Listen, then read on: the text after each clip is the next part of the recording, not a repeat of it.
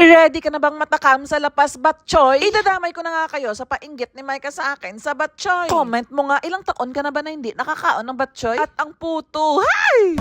Magdi-dinner kami. Kumain at Batchoy!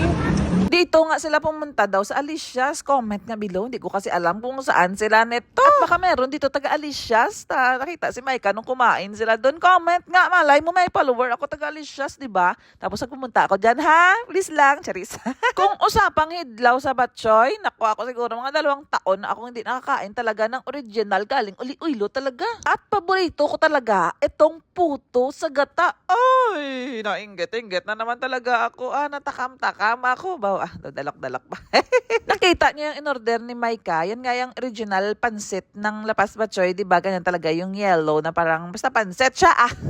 Yung kay Sword, at nakita ko yung iba, ganun din in-order. Pero alam niyo ba, na kapag ako umu-order ng Lapas Batchoy, pagka pumupuli ako ng Iloilo, mas gusto ko ang miswa. Ewan ko lang kung ako lang. Comment nga, gusto mo rin ba ang miswa? At bago kayo umpisa maghigop, although meron na yung lasa talaga ang batchoy, naku, nilalagyan niya namin ng patis.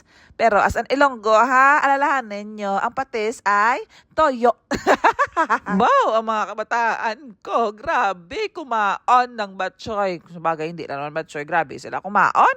Kahit ano yan, isuksok mo sa may sungad nila, kakauno niya nila. Or siguro nasanay din sila kasi alam nyo ba, ang love language ko is sa pagkain. Magluluto ako ng pagkain, pagka kunwari, kasama-sama kami. Iniisip ko talaga kung gutom na ba sila or what, kaya siguro nasanay din sila kumaon. So, eto na nga, habang pinapanood ko ang video na to nung sined ni Micah sa ako, nagtulo-tulo, ginalaway ko. Lalo pa nung sinausaw ni Sword ang puto sa may sabaw ng batchoy, sampa ka na turn. Sa mga followers ko na Tagalog dyan, ang hindi nyo alam, ang Lapas Batchoy talaga nagre-represent sa mga Ilonggo. Pag sinabi mong taga Iloilo, Lapas Batchoy talaga agad-agad ang maiisip mo. Kaya kami minsan, mas namimiss pa namin to kaysa sa mga jowa namin, charis. Pio daw may jowa ba?